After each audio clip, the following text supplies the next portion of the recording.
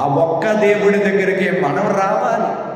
చాలామంది పాపం తెలియక అయోమయములో, తెంగరతనంలో, తెలిసి తెలియని మాటలు, వారు మతం అండి, అమెరికా దేవుడండి, ఇజ్రాయేల్ దేవుడండి, నీకెవడ చెప్పాడండి, నీకెవడ చెప్పాడు?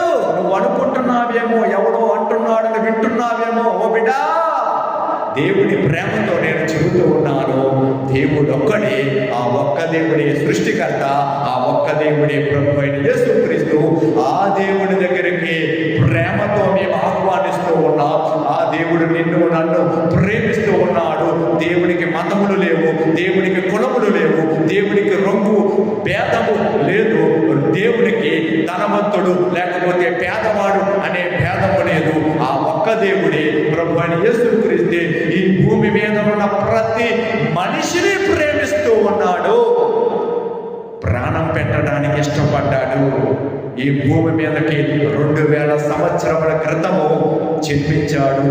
ఇంచుమించు 2025 సంవత్సరముల క్రితం జన్మించాడు. బెత్లెహేములో పుట్టాడు. కన్యమరియా గర్భాన జన్మించాడు.